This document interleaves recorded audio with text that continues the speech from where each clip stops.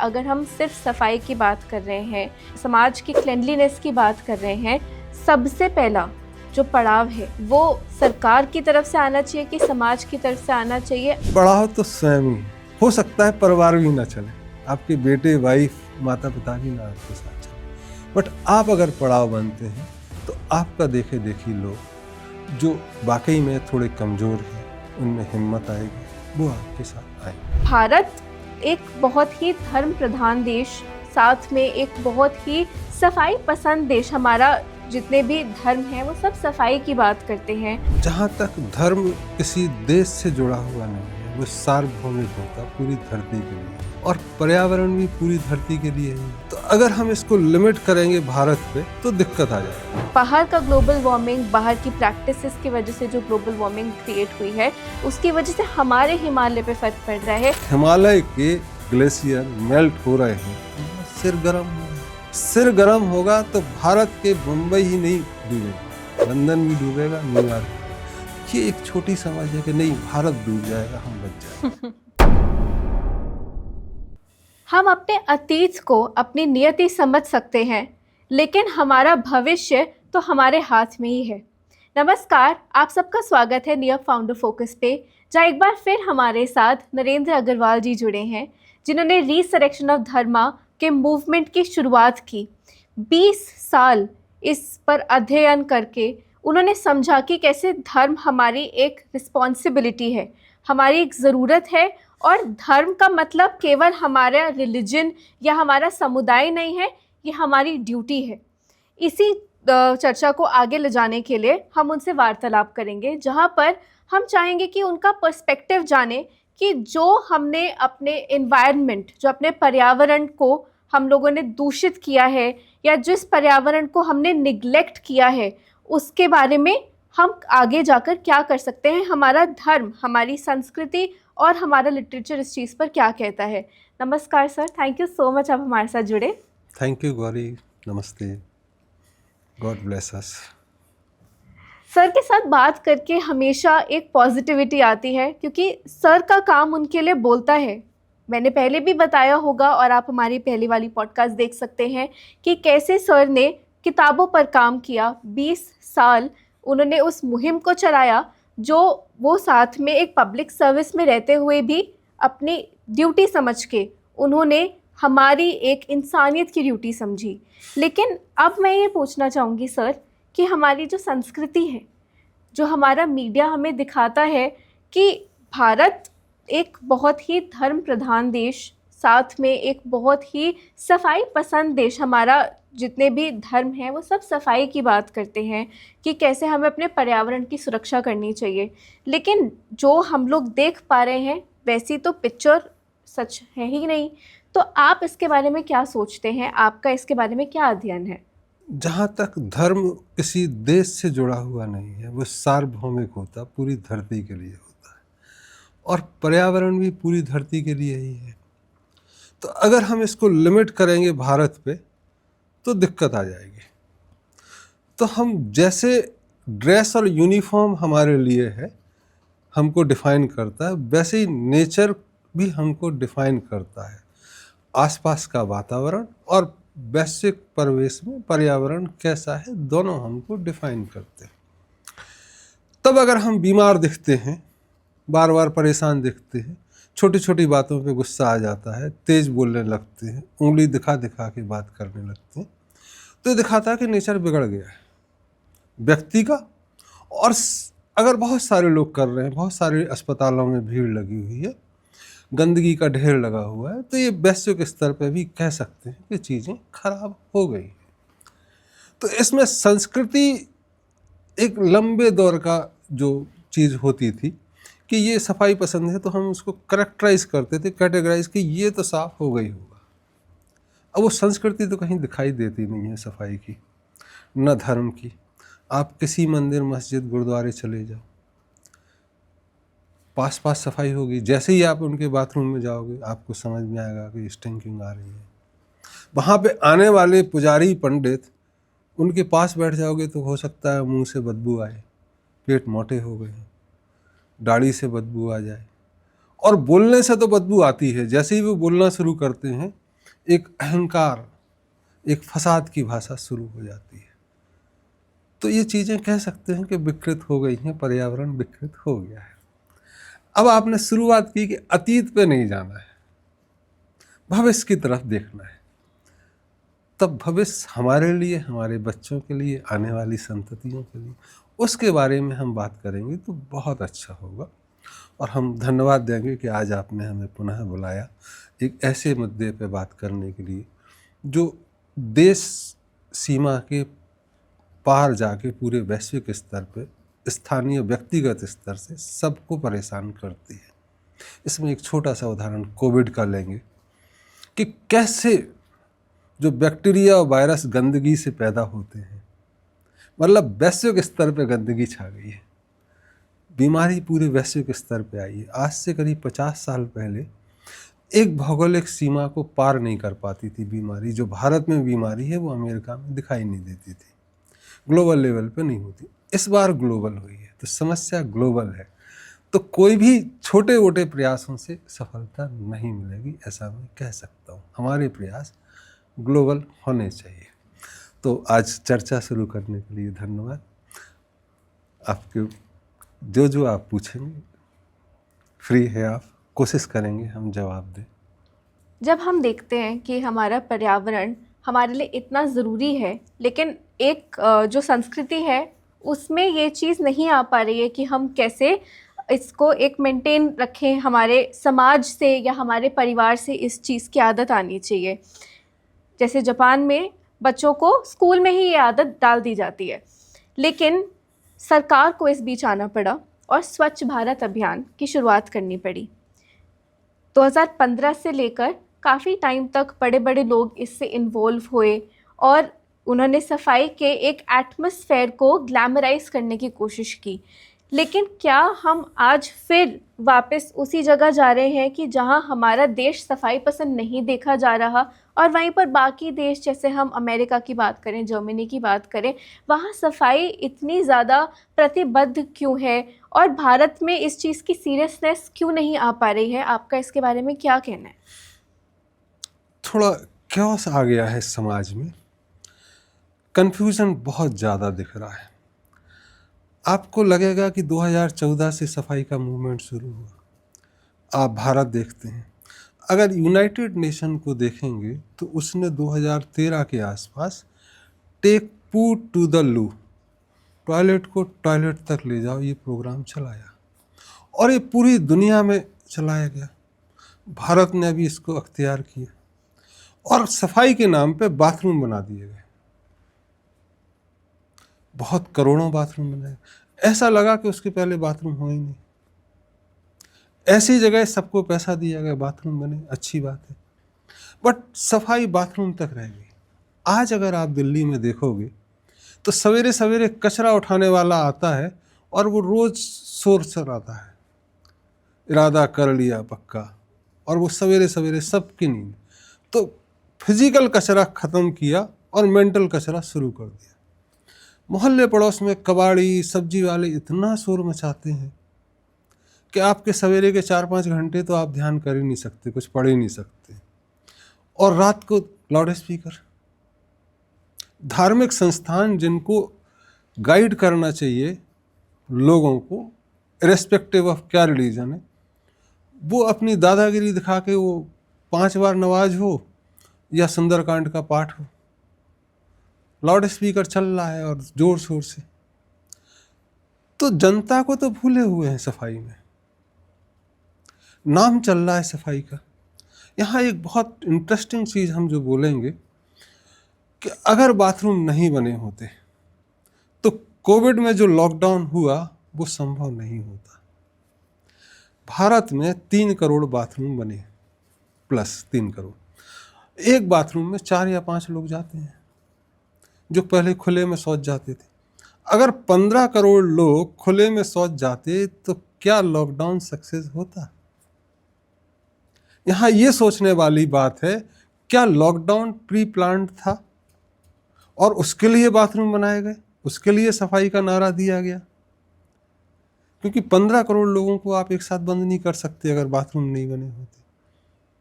तब बहुत मामला सीरियस हो जाता है।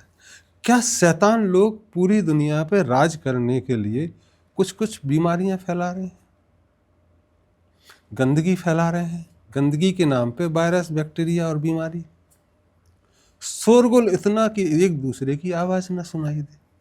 तो जब ये चीजें आएंगी तब प्रश्न उठता है कि वाकई में हम सीरियस हैं? क्या धार्मिक नेता सीरियस हैं?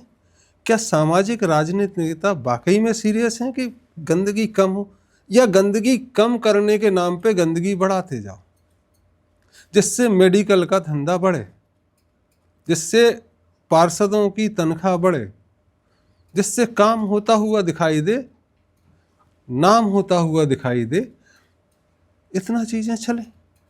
तो हमको यही समझ में नहीं आता है कि जो क्रिमिनल हैं वो संत नजर आ रहे हैं, और संत क्रिमिनल जैसे दिखाई दे रहे हैं कि बेचारे उनकी सुन नहीं रहे हैं। तो मामला गड़बड़ा गया। तो सीरियसनेस के साथ वाकई में हमें चर्चा ये करनी होगी कि अगर गंदगी कम करना है तो करना क्या है। जैसे कुछ नेता पहले बोलते थे कि राजनीति गंदी है, और साफ करने के लिए उसको गंदगी में कूदना पड़ेगा। 2-4-5 बरस में देखते हैं कि वो नेताजी भी गंदे हो गए, फिर हटा दिए गए। दूसरे कहते हैं कि वो और बड़े गंदे थे, उनने हमको हटा दिया, और साफ करना। तो ये मुद्दा जो है एक स्पेसिफिक, जैसे अगर हम सफाई की बात करें तो हमें सफाई पे चलना होगा, which includes physical, mental, emotional, spiritual, religious. ये 5 तरह की जब चीज़ें होंगी तो बात होगी। मैं किसी एक नेता से बात कर रहा था कि अगर आपको सफाई पसंद है तो प्राइम मिनिस्टर ऑफिस से सफाई नहीं होगी। आप दिखा दो महीने में एक बार कि मेरा ऑफिस इतना साफ रहता है, तो आप जनता को अलाउ करो। अगर प्राइम मिनिस्टर ऑफिस अलाउ नहीं कर सकता है तो चीफ मिनिस्टर कर दे, डिस्ट्रिक्ट मजिस्ट्रेट के। सफाई मतलब ये होता है। आज दिक्कत ये है कि डॉक्टर इलाज करता है बीमारियों का, बट कोई भी डॉक्टर ऐसा नजर नहीं आता है which is epitome of health, कि वो हेल्दीनेस की अगर परिभाषा देखना तो फला डॉक्टर को देख लो। ऐसे ही सफाई कर्मी, उनका घर देख लो तो गंदा है, उनका ऑफिस देख लो तो गंदा, और खुद तो बोलेंगे तो ऐसा आएगा कि सामने वाले को क्रोध आए, सामने वाले को सेंटीमेंट्स बहुत ज़्यादा उद्वेलित हों, तो वो एक सफाई की चीज़ें नहीं है। तो आज अगर हम बात करें कि पानी की सफाई कैसे होना है, हवा की सफाई कैसे होना है, न्यूक्लियर कचरे का क्या होना है, समुद्र की सफाई कैसे होना है, जंगल, तो एक एक मुद्दे पे अगर हम बात करेंगे तो शायद कुछ समाधान निकल के आए। अन्यथा गॉसिपिंग होती रहेगी, पेरिस प्रोटोकॉल बनेगा और फिर अगले साल दिल्ली में स्मोग आ जाएगा, फिर एक प्रोटोकॉल आएगा, फिर पता लगा संघाई में, ब्राज़ील में, सब मेट्रो सिटीज़ में एक स्मोग आ गया 2-4 महीने, फिर चर्चाएं होंगी, ग्रीन ट्रिब्यूनल आ जाएगा, फिर अगले साल हुए। तो समस्या के समाधान वहाँ है नहीं। तो आप अगर वैसे एक एक क्वेश्चन पूछेंगे तो अपन चर्चा फिर करेंगे। इसका तो ये मतलब हुआ कि हम लोग अपने धर्म से काफ़ी दूर हो गए हैं, अपनी ड्यूटी या फिर जो हमारे पूर्वज कहे कर गए, हम ये सब फॉलो नहीं कर रहे हैं क्योंकि हम आगे बढ़ते जा रहे हैं। यहाँ पर मैं आपका ध्यान आकर्षित करना चाहूँगी या आपसे पूछना चाहूँगी कि अगर हमें आज से या अपने ही पर्यावरण से शुरू करना है, बाकी देशों से हम इंस्पायर ज़रूर हो सकते हैं, लेकिन अपनी भौगोलिक परिस्थिति, चाहे वो भारत हो चाहे नेपाल हो, हमें पता है कि बाहर का ग्लोबल वार्मिंग, बाहर की प्रैक्टिसेस की वजह से जो ग्लोबल वार्मिंग क्रिएट हुई है, उसकी वजह से हमारे हिमालय पे फ़र्क पड़ रहा है, हमारी जो नदियाँ हैं वो ख़राब हो रही हैं। तो उसको हम कैसे ठीक कर सकते हैं? आज के पर्यावरण में, आज की परिस्थिति को हम कैसे सुधार सकते हैं? यहाँ 2-3 चीज़ें मुख्य रूप से ध्यान में रखना है कि पहले कोई काम अच्छा करना तो खुद ठीक होना है। खुद ठीक होना है तो उसके लिए ज़रूरी है कि आपका खाना पीना ठीक होना चाहिए। आहार शुद्ध, सत्य शुद्ध। आहार ठीक होगा तो आप शुद्ध होते जाएंगे, शुद्ध होते जाएंगे तो स्मृति लाभ होगा कि पूर्वज क्या करते थे, एक्चुअल में क्या होता। स्मृति लाभ होने से जो ग्रंथियां बनी हैं, बहुत सारी नोट्स बनी हुई समाज में, वो क्लियर होते जाएंगे। सर्व ग्रंथि नाम परिमोक्षति, ये है कि वो चीज़ें होती हैं। तो पहले तो खाना ठीक करना है। फिर पानी ठीक करना है। अब सड़ा गला पानी पियोगे तो गला खराब होगी, चाहे बियर पियो चाहे दारू पियो। सड़ा गला पानी साफ पियो। नशा करना है साफ करो। सिगरेट पेपर होता है, बीड़ी पियो, उसमें फिल्टर लगा दो। तो वो चीज़ें जो नेचर से जुड़ी हुई हैं और तुरंत तुरंत यूज हो सकती हैं, वह आप करेंगे तो धीरे धीरे शुद्धि आएगी। तो जितना ओरिजिनलिटी या नेचुरलिटी को मेंटेन रखेंगे खाने पीने में प्राथमिक रूप से, तो चीज़ें ठीक होंगी। और इसमें परिवार और समाज की जिम्मेदारी है। और समाज की जिम्मेदारी ये भी है कि सरकार उसमें दखलंदाजी ना करे, प्रमोट ना करे। जैसे अभी अमेरिका से डील हो रही थी नॉन वेज मिल्क। आपको सुन के ही आश्चर्य होगा कि नॉन वेज मिल्क होता क्या है। तो अमेरिका में गायों को बोन पाउडर, हड्डियों का चूरा, मीट के फ्लैक्सेस कुछ सप्लाई खाने में दिए जाते हैं, जिससे मिल्क नॉन वेज हो जाता है। सोच के ही विपरीत है। तो ये चीज़ें अगर खाने में आएंगी तो समाज विकृत हो गई। तो विकृति पहले खाने से, पानी से, नशा से, हवा से, ये चीज़ें ठीक कर।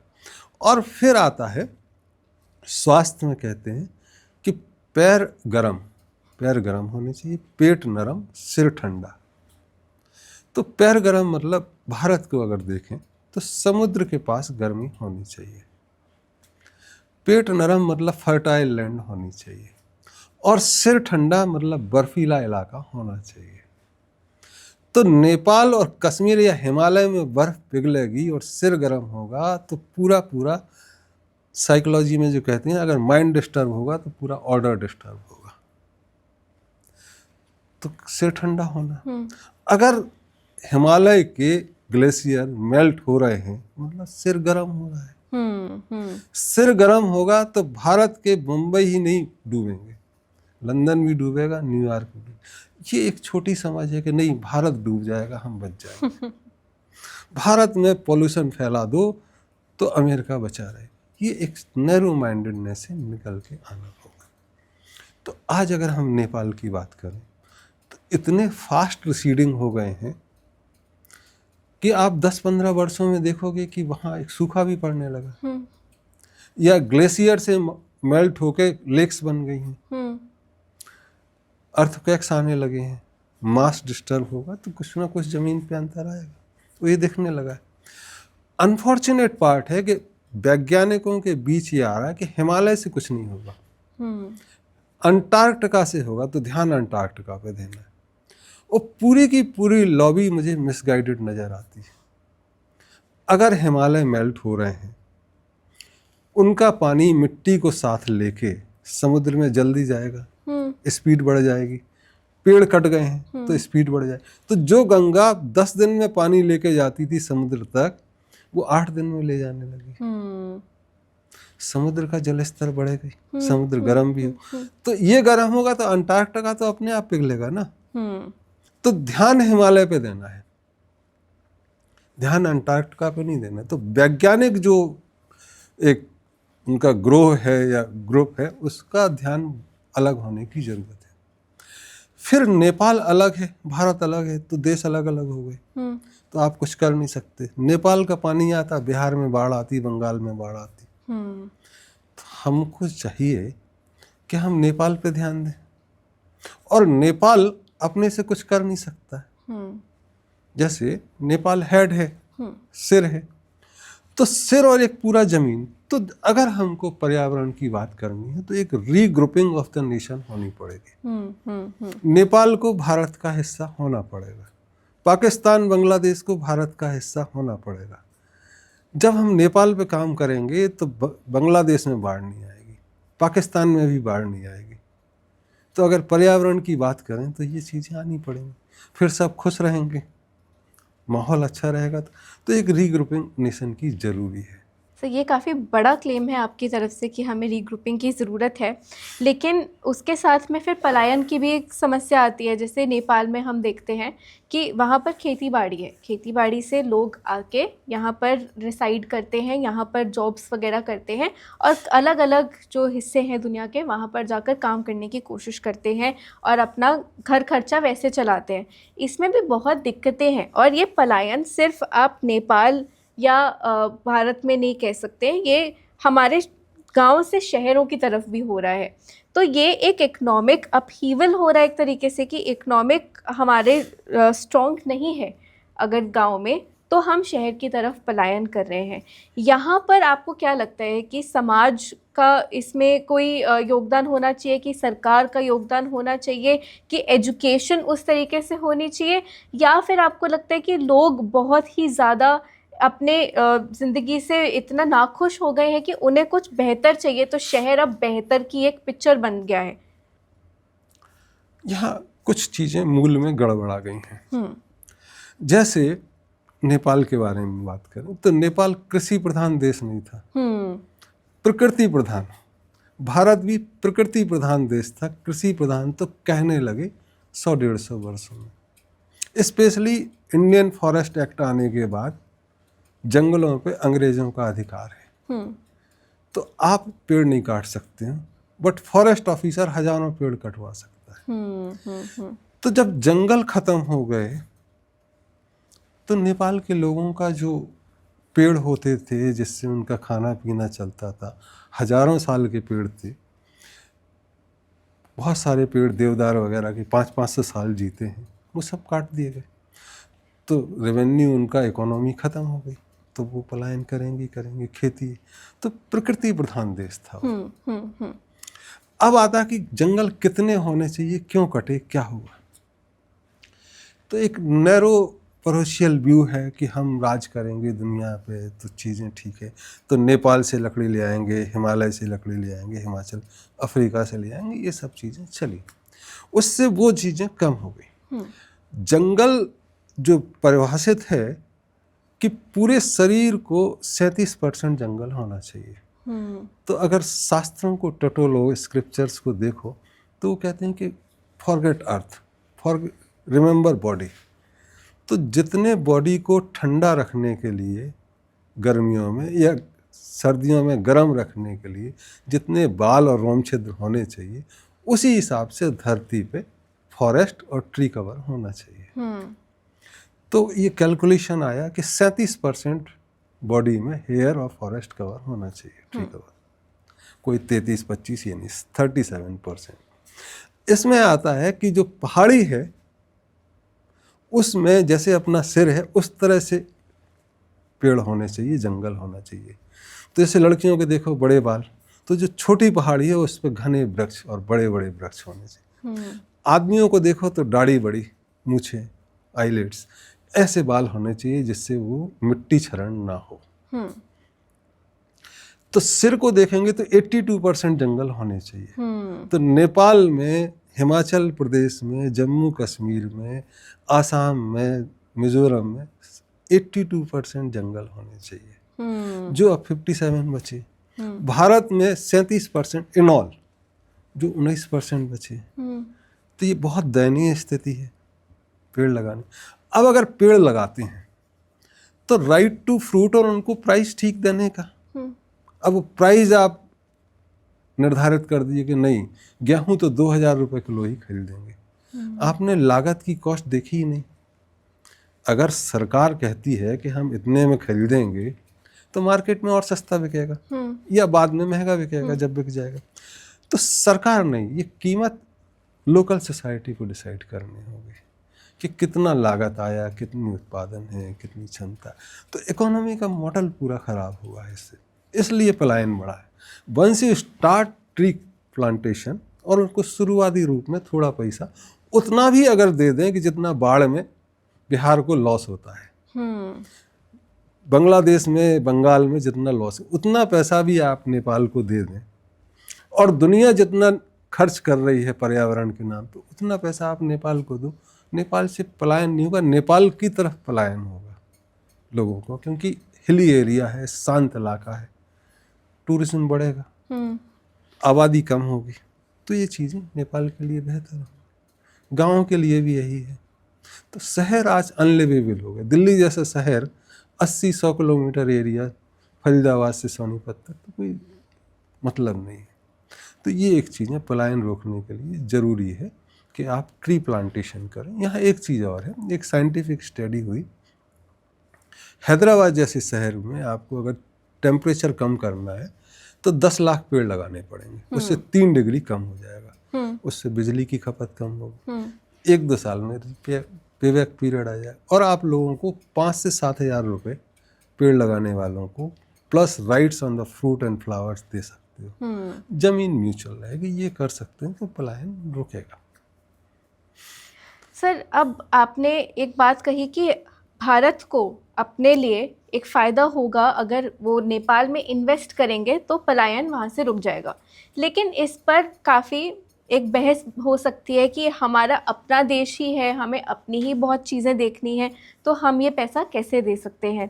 और जैसे हम लोग कहते हैं कि धर्म और अपने लॉजिक के हिसाब से, अपने साइंस के हिसाब से हमें धीरे धीरे चलना होगा, हमें पेड़ ट्री प्लांटेशंस, लेकिन आज का ज़माना जल्दबाजी का ज़माना है। और आपने जैसे एक बात कही कि कंफ्यूज ज़माना है, तो लोगों को ये भी नहीं पता कि किस डायरेक्शन में जाएं। तो क्योंकि आपने इस बारे में अध्ययन किया है, आप क्या समझते हैं कि आज हम कहाँ से शुरुआत कर सकते हैं, हमें क्या क्या अपने पर्यावरण के लिए करना चाहिए अपने स्तर पे, ताकि आगे जाकर सरकार को ये कहने का मौका न मिले कि ये तो समाज की एक दिक्कत थी और हम यहाँ पर आकर क्या ही कर सकते हैं।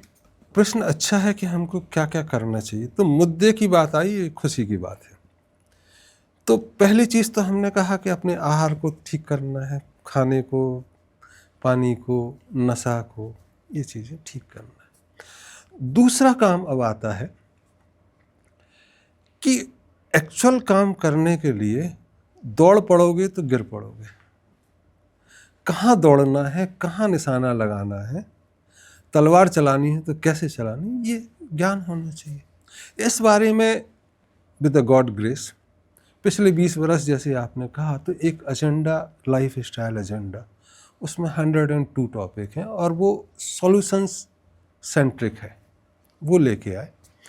उसके बाद एक काम की बात, मन की बात नहीं, काम की बात, जल जमीन जंगल, ये हमारा जो जंगली इलाके में दौरा रहा, प्रवास रहा, उसमें और बेटी वंदना चौधरी के बीच संवाद रहा है टेलीफोनिक, और वो 62 खुले पत्र हैं जो काम की बात में है, और वो पूरा का पूरा एक एजेंडा दिखाते हैं, काम की रूपरेखा दिखाते हैं कि ये करने के लिए ऐसा करना है। अगर बिजली गिरने से मरने की मौतें ज़्यादा हो गई हैं, रेट ऑफ डाइंग ज़्यादा हो गई हैं, तो वो इसलिए हुई कि आपने पेड़ काट के खेती शुरू कर दी।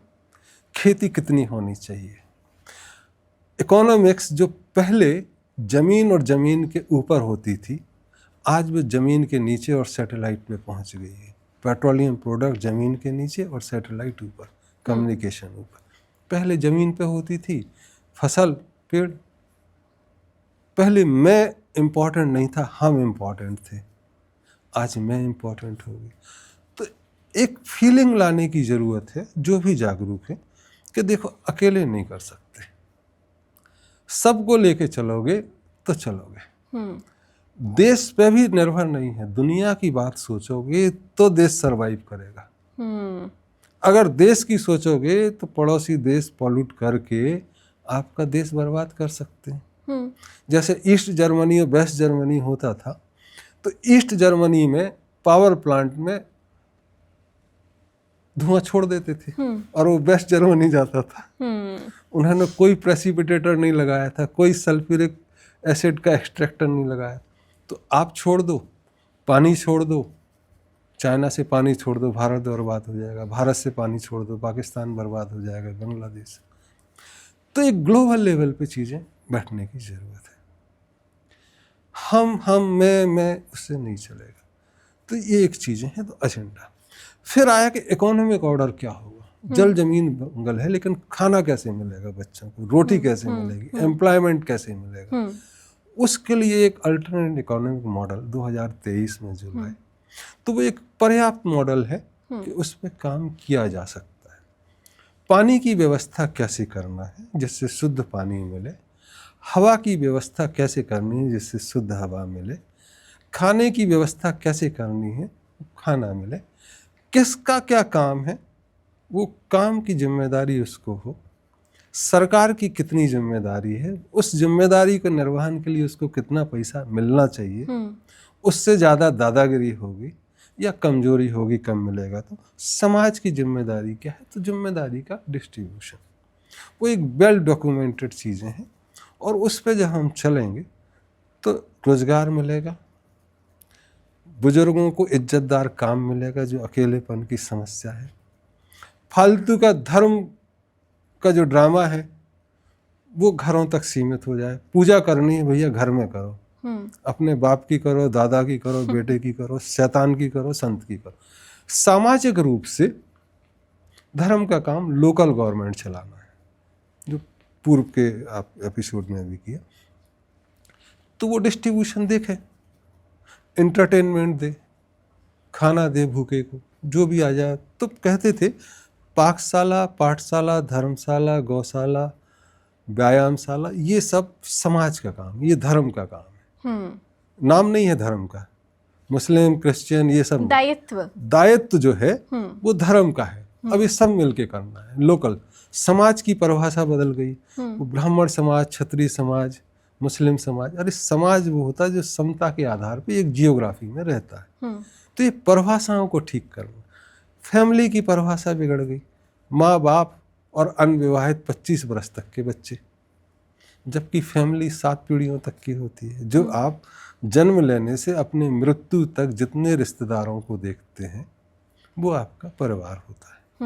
तो आप जब पैदा होते हैं तो 3 पीढ़ी ऊपर होती हैं, आपके फादर हो गए, ग्रैंडफादर 50 के 60 के हो गए, दादाजी भी हो गए, वो 90 के हो गए। आप जब 90 के हो गए तो 3 पीढ़ी नीचे आ जाएंगे और 1 पीढ़ी आपकी, 7 पीढ़ी इस तरह से परिवार। फिर बचन से बोली हुई बहन, बेटी, चाचा, ताऊ, पेड़ पौधे, ये सब रिश्तेदार होते हैं। मनसा वाचा कर्म, तो ये परिभाषाएं बदलने की ज़रूरत है, कोर्ट कचहरी में भी बदलने की। तो ये नियमों का उससे ये काम करने की ज़रूरत है। चीज़ें आसान है, दिक्कत नहीं है, चीज़ें हो सकती और हम उस दिशा में कार्यरत हैं। ये एकेडमिक डिस्कशन नहीं कर रहा हूँ मैं आपके साथ, ये हम कार्य कर रहे हैं और हमारी कोशिश है कि जैसा हम सोचते हैं उसके लिए भारत में राष्ट्रपति शासन लगना चाहिए, क्योंकि कॉन्स्टिट्यूशन कई बार प्रॉब्लम क्रिएट करता है। 28 राज्य प्रॉब्लम क्रिएट करते हैं। तो हम पिछले 2.5 महीने से भारत सरकार को लिख रहे हैं कि राष्ट्रपति शासन लगाया जाना चाहिए, अगर हमको वाकई में काम करना है। पर्यावरण ही नहीं, बाकी सब काम भी करना है। लिंक्डइन में आप देख सकते हैं 2-2.5 महीने से हम लगातार लिख रहे हैं। अब नेपाल में ऐसा हुआ कि राज्य खत्म ही कर दिया, तो वो स्थिति राइप है। तो हम कोशिश करेंगे कि नेपाल में चीज़ें ये हों।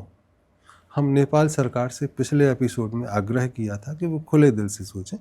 आज हम सोचते हैं कि हमारे साथ और भी जो कंसल्टेंट जुड़े हुए हैं, जो विशेषज्ञ जुड़े हुए हैं, सब मिलकर नेपाल में पर्यावरण पे काम करें, उसके लिए पैसे जुटाएं, पेड़ लगाने की मुहिम छेड़ें, ग्लेशियर मेल्टिंग को रोकें। तो ये एकेडमिक डिस्कशन मत समझना, ये हमारे कार्य रूप का डिस्कशन भी आप कह सकते हैं और इस पर हम काम करना चाहते हैं। न केवल नेपाल और भारत में, ये 2 हो जाएं तो दुनिया भर में काम करने की हमारी इच्छा है कि चीज़ें पूरी दुनिया में ठीक हों। और जो लोग जुड़े हैं वो एजेंडा है, कर सकते हैं अपने आप में, तो ऐसा आप मान सकते हैं। सर ये अगेन बहुत बड़ा दावा है, क्योंकि पूरे के पूरे हमारे जो संस्थान हैं उनको अपहीवल तो नहीं किया जा सकता। हम एज एकेडमिक स्कॉलर्स या फिर एक जो विचारधारा में लोग जुड़े हुए हैं, हमें ये भी देखना है कि हम समाज में अपनी ड्यूटी क्या निभा पा रहे हैं। जैसे कि कल जब हमारा डिस्कशन हो रहा था, आपने एक बहुत अच्छी बात कही थी कि जो भी गंदगी हटाने का काम करते हैं उनको वैसा ही दर्जा देना चाहिए जैसे कि किसी सैनिक को दिया जाता है, लेकिन वो रिस्पेक्ट उस तरीके से नहीं आ पा रही है। तो यहाँ पर हमारी एजुकेशन, हमारी संस्कृति इससे हम क्या सीख सकते हैं कि हम उतनी ही इज्जत दें और ये ना देखें कि किसी का ओहदा उसके स्टेचर से है या उसकी पोजीशन से है, क्योंकि बहुत आसान है कि हम बड़े लेवल पर चेंज लाएं, पर एक समतल लेवल पर चेंज लाने के लिए हम कैसे इस बात की शुरुआत कर सकते हैं? Again thank you for the nice question. जब भी समाज में गिरावट होती है तो हम देखते हैं रेफरेंस कहाँ है। कोई भी गिरावट होती तो रेफरेंस को देखते हैं। तो अगर सिविलाइजेशनल सभ्यता के रूप में गिरावट है तो हम सभ्यता के शुरुआत में देखेंगे कि चीज़ें हुई कैसे। तो शुरुआत में आदिवासी, तो आदिवासी से चीज़ें निकल के आई और उससे हमने देखा कि सभ्यता अगर खड़ी करनी है तो वही काम जो बचपन से आदिवासी एंड तक करते हैं उसमें विकास कर सकते हैं अगर हम उसको सेग्रीगेट कर दें। तब आया कि कौन कौन से काम करते हैं। तो एक तो सुरक्षा का काम करते हैं, स्वयं से दूसरों की, दूसरों से स्वयं की, जानवरों से और दूसरी ट्राइब से। दूसरा काम शिक्षा, रिसर्च, जानकारी इकट्ठा करना, जानकारी देना। तीसरा काम होता है मटेरियल हैंडलिंग का। चौथा काम होता है बाकी सब कामों को सपोर्ट करने का। अब जब ये शुरुआत हुई सिविलाइजेशनल, तब इक्वलिटी के आधार पर हुई, क्योंकि पेरेंट्स ने डिसाइड किया कि 100 बच्चे हैं या 100 छोटे बच्चे हैं तो उनको कैसे डिस्ट्रीब्यूट। तो पेरेंट्स किसी को सेग्रीगेट नहीं करते हैं। जो सफाई कर रहा है वो भी इक्वल है, जो मंदिर में पाठ पढ़ा रहा है वो भी इक्वल है, जो मटेरियल ला रहा है वो भी, और जो सुरक्षा कर रहा है, क्योंकि काम बट गए हैं। जिसको जितना खाना है उसको खाना मिलेगा। तो facility as per the requirement and service as per the capability, ये एक दो चीज़ें आई। कालांतर में चीज़ें बिगड़ती गई। तो सफाई अगर आप देखो तो घरों में माँ बाप सफाई करते हैं टॉयलेट की, कभी चाचा चाची, और बच्चे के लिए इसके माँ बाप बहुत इम्पोर्टेंट बने रहते हैं। कोई भी चीज़ होगी, बड़े भी हो जाते हैं और कोई दिक्कत होगी बच्चियों को तो माँ से ही याद करते हैं। बाकी जगह शर्म आती है, बच्चों को भी ऐसे ही। तो माँ बाप है, तो जो समाज की सफाई कर रहे हैं वो समाज के माँ बाप हुए। अब आपने अगर समाज में सफाई करने वालों को कमतर दिया, इज्जत कम दी, पैसे कम दी, तो इसका सीधा सीधा होगा कि माँ बाप की इज्जत भी कम हो गई। तो आज समाज में माँ बाप की इज्जत नहीं दिखाई देती, उसका रिपरकशन है जो समाज में आप इज्जत नहीं देते। और चूंकि समाज में आपने सफाई को इज्जत नहीं, तो सफाई पे नए नए प्रयोग नहीं हुए, उसकी शिक्षा वहीं रुक गई। अनपढ़ लोग सफाई कर रहे हैं, इसलिए गंदगी फैल रही है। अगर आप उस पर भी पीएचडी कराते कि नाली कैसे साफ करना है, कचरा कैसे साफ करना है, उसमें भी थीसिस और प्रोफेसर और डीन होते तो एक मामला अलग होता। तो आपको गंदगी दिखती नहीं, बीमारी का खर्चा नहीं, डॉक्टरों का खर्चा बचता। आपने डॉक्टर बढ़ा दिए, सफाई को नेगलेक्ट कर दिया, तो ये चमकदार प्रोफेशन हो गया। गंदगी है, दिमाग गंदे हो गए, झगड़ा होंगे, तो जजेस और वकीलों का झगड़ा बढ़ गया, ज्ञान की चर्चा बढ़ गई, एजुकेशन का बढ़ गई, सफाई नहीं बढ़ी। सफाई प्राइमरी है। कहते हैं धर्म में सफाई पहली पीढ़ी है और स्वच्छता, hygiene is the last step, कि आपके पास से खुशबू आए, बैठे तो बदबू ना आए, नॉट फिजिकल, मेंटल भी ना आए।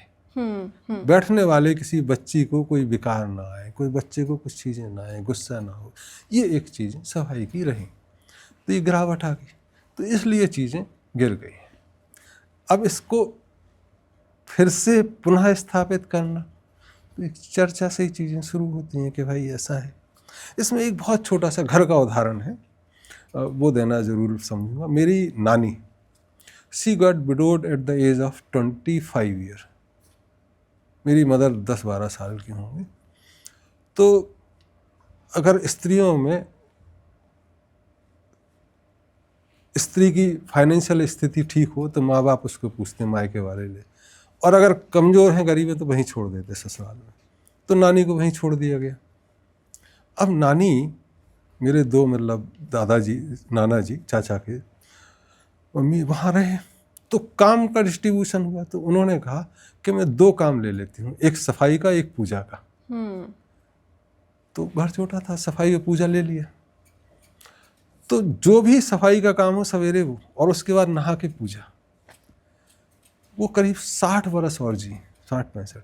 उनकी समाज में, परिवार में तो इज्जत बनी रही, क्योंकि जो बच्चा हो घर में उसकी पॉटी साफ करना, बाथरूम साफ करना, वो सब नानी नानी बोले। पड़ोस में एक ऐसी सिचुएशन हुई, एक ने सफाई का काम लिया, एक ने पूजा का काम लिया। दोनों की स्थिति कालांतर में खराब हो गई। मेरी नानी की स्थिति, खाना बनेगा तो पहले मंदिर में चढ़ाया जाएगा, मंदिर में कोई गंदा नहीं आ सकता, गंदगी पे इतना लगाओ। तो समाज में अगर पंडितों और जो सफाई कर्मियों का एक जोड़ होना चाहिए कि दोनों हैंड इन हैंड और शोल्डर टू शोल्डर मूव करें, तो सफाई होगी, फिजिकल, मानसिक, स्पिरिचुअल, ये एक चीज़ें जरूरी है। तो ये एक इज्जत का खाका मापदंड बदलना पड़ेगा, रिसर्च करनी पड़ेगी सफाई के बारे में, हाइजीन के बारे में, और चीज़ों को उस तरह से आगे बढ़ाना बहुत ज़रूरी होगा। सर, इतना तो आपकी बातों से समझ आया ही है कि सफाई का हमारे अपने समाज के जो भी उत्थान है उससे एक बहुत बड़ा संबंध है, लेकिन तब भी मेरा मन इसी बात पर अटका हुआ है कि हम कैसे कह सकते हैं कि हमें सरकार के लेवल पर चेंज लाना पड़ेगा या हमें समाज के लेवल पर ही चेंज लाना पड़ेगा। हम आज अपने घर में, क्या आपको लगता है कि वो वैल्यू सिस्टम्स कम होते जा रहे हैं? क्योंकि मुझे लगता है कि इसका कॉम्पनसेशन सरकार से नहीं आ सकता। जो घर में एक वैल्यू सिस्टम होना चाहिए, उसके लिए हम कैसे एक एजुकेशन या धर्म स्थिति या कैसे एक मार्गदर्शक अपॉइंट किया जा सकता है जो एक निगरानी ना रखे पर एक हैबिट बनाना शुरू करे, एक तरीके से लोगों के चलचित्र में ये चीज़ आए कि हाँ, हम लोगों को ऐसा ही धर्म और ड्यूटी प्रधान काम करना है। यहाँ कुछ चीज़ें हम घर की बात करेंगे तो कचरा इकट्ठा होता था, और कचरा लेने के लिए एक म्यूनिसिपैलिटी की गाड़ी आती है, एक प्राइवेट आदमी आता है जो 200 रुपये महीने लेता है, और वो एक ठेला रखता है। तो घर में हमने कहा कि गीला कचरा अलग रखो, सूखा कचरा। तो मेरी श्रीमती जी बोली वो तो इकट्ठा कर लेता है बाद में, हम अलग करके क्या करेंगे। हमने कहा शुरू तो करो, कहीं तो शुरू करो, हम शुरू करेंगे, हो सकता है और भी देखें। तो मुझको घर में शुरुआत करने में महीना लगा। मेरी श्रीमती जी नहीं माने, बच्चे ही बोले पापा आप क्या बात करते। बट कंसिस्टेंट एफर्ट के बाद महीने में आज 2 डस्टबिन किचन में है, एक डस्टबिन बच्चों के कमरे में है जिसमें पेपर वगैरह जाता है, जो दूसरी चीज़ें हैं सॉलिड हैं, ड्राई हैं, वो एक डस्टबिन में, और बाकी चीज़ें एक डस्टबिन में। तो सफाई का ये काम हुआ। कुछ दिनों बाद अभी हमको एक दिन सफाई कर्मचारी, आपके यहाँ से कचरा बहुत अच्छा आता है, हमारा जो रीसेल है वो हो जाता है, और ये गाय को सीधा सीधा दे देता हूँ। हमारा कहना ये है कि 2 बार खाना ले लो। तो शुरू में जब हमारे पास टाइम होता था तो बचा हुआ खाना हम गाय को देते जाते थे। आज गायें नहीं दिखती हैं खुले में कई बार, तो वो मजबूरी है। लेकिन अगर 2 बार खाना का कचरा म्यूनिसिपैलिटी ले या समाज ले तो कचरा दिखाई नहीं दे। तो व्यक्तिगत रूप पे उदाहरण नहीं बचे हैं। उदाहरण हमें स्वयं बनना है, जो जागृत है वो उदाहरण बन जाए। उस सरकार में नेताओं के भाषणों से नहीं होगा। तुम बहुत सारे नेताओं के यहाँ जाओगे, उनके यहाँ भी एक ही डस्टबिन है, क्योंकि ना तो उन्होंने इतने एफर्ट से अपनी श्रीमती जी को बोला होगा, ना बच्चों से बात की। वो सोचते हैं कि भाषण देने से हो जाएगा। गीला कचरा सूखा कचरा अलग है। अगर आप म्यूनिसिपैलिटी के कचरे के ढेर में देखोगे तो मिक्स दिखेगा, रेलवे स्टेशन पे मिक्स दिखेगा। तो वो उदाहरण बनना पड़ेगा। अगर प्राइम मिनिस्टर उदाहरण बनता है तो एक बार लाल बहादुर शास्त्री का आता है कि उन्होंने कहा कि सप्ताह में 1 दिन फास्ट करो, उस दिन खाना नहीं खाना है। उन्होंने भी 1 दिन डिक्लेयर किया। उस दिन उनके यहाँ गेस्ट आए तो उन्होंने कहा है जी प्राइम मिनिस्टर कि आज फास्ट है, हमारे यहाँ कुछ नहीं मिलेगा। तब आप कथनी करनी में एक रूपता होगी तो चीज़ें आएंगी। कथनी कुछ और करनी कुछ, तो समाज कैसे चलेगा। इसलिए आज बच्चे बिगड़ रहे हैं, क्योंकि टीचर कहता कुछ है करता कुछ है, नेता कहते कुछ हैं करते कुछ है, और फिर वो 2-4 साल बाद बोलते हैं। जैसे एक मतलब महत्वपूर्ण नेता के हम नाम नहीं लेंगे, उन्होंने कहा कि मेरे 2 स्टेटमेंट्स में अगर अंतर आए तो मैंने जो बाद में कहा है उसको मानना। क्योंकि मैं तो अभी ग्रो कर रहा हूँ, मैं मरा नहीं हूँ। ये बड़ी अजीब बात है। ऐसे देश में जिसमें कहते थे नेता लोग कि प्राण जाए पर वचन न जाए, अगर हमने कुछ बोला है तो वो है। और ये बड़े नेता बहुत चर्चित हैं, इनकी सर, पूजा होती है। प्राण जाए पर वचन न जाए तो श्री राम कहकर गए थे, पर हम श्री राम के मार्ग से काफ़ी अलग हो गए हैं। हम आज बहुत प्रैक्टिकल समाज में जी रहे हैं, और ऐसे समाज में जी रहे हैं जहाँ पे हमें चीज़ें जल्दी भी चाहिए और जहाँ हमें चीज़ें बड़े स्तर पर चाहिए। तो आपने छोटे स्तर की बात तो बहुत अच्छे से की, बड़े स्तर पे भी चेंजेस की आपने बहुत बात की। लेकिन एक बात मैं आपसे जाते जाते ये पूछना चाहूँगी कि अगर हम सबको साथ मिलकर चलना है तो हमारी पहला दायित्व कहाँ से शुरू होना चाहिए? अगर हम सिर्फ सफाई की बात कर रहे हैं या सिर्फ अपने मेंटल, फिज़िकल, समाज की क्लेanलीनेस की बात कर रहे हैं, सबसे पहला जो पड़ाव है वो सरकार की तरफ से आना चाहिए कि समाज की तरफ से आना चाहिए? आप इस बारे में क्या सोचते हैं? पहला पड़ाव तो मेरी तरफ से ही आएगा, मेरा। आपका आपकी तरफ से आ सकता है। हम कर रहे हैं, हम लगे हुए हैं पिछले 22 वर्षों से। बहुत काम हुए, बहुत नहीं भी हुए, और हम जारी रखें। मेरे साथ बहुत सारे लोग चले थे, कुछ छूट गए हैं, कुछ नए जुड़े हैं, कुछ और जुड़ने की उम्मीद भी है। तो पड़ाव तो स्वयं ही है। हो सकता है परिवार भी ना चले, आपके बेटे, वाइफ, माता पिता भी ना आपके साथ चले, बट आप अगर पड़ाव बनते हैं तो आपका देखे देखी लोग जो वाकई में थोड़े कमज़ोर हैं, उनमें हिम्मत आएगी, वो आपके साथ आएंगे और वहीं से चीज़ें चलती। अदरवाइज़ आप दुनिया के सबसे बड़े देश के राष्ट्रपति का सवेरे कुछ बोलते हैं, शाम को कुछ बोलते हैं, उनका दुश्मन भी सम्मान नहीं करते हैं, दोस्त तो बात ही अलग है। यार ये ना, इस देश में धंधा करना नहीं है।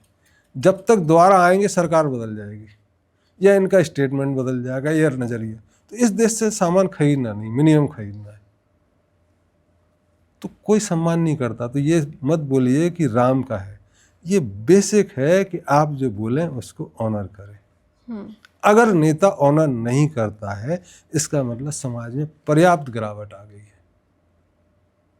अगर समाज में आत्महत्याएं हो रही हैं, इसका मतलब है कि नेता निकृष्ट हो गए हैं।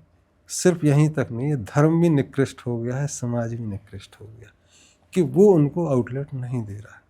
तो अंत में आपने जैसे कहा, हम तुमसे आग्रह करेंगे कि अगर तुम खड़ा होना चाहती हो तो तुम स्वयं खड़े हो।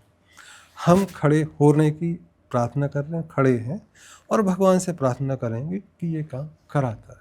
जो जो आए वो अच्छा है। तो हम नेपाल में करना चाहते हैं, भारत में, दुनिया में आए लोग।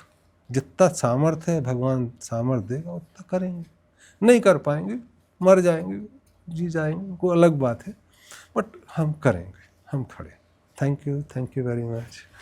सर, आपने बहुत ही समाज के उत्थान के लिए और बहुत ही समझपराध चीज़ें हम लोगों को बताई हैं। उसके लिए मैं आपका धन्यवाद करना चाहूँगी कि आपने हमारे लिए ये समय निकाला। और शायद एक बात तो आप यहाँ से आगे लेकर जा ही सकते हैं, वो आपको निर्धारित करना है कि आप क्या सोचते हैं इस डिस्कशन के बारे में। हमें कमेंट में ज़रूर बताइए और देखते रहिए नियप ऐसी ही और चर्चाओं के लिए। Thank you.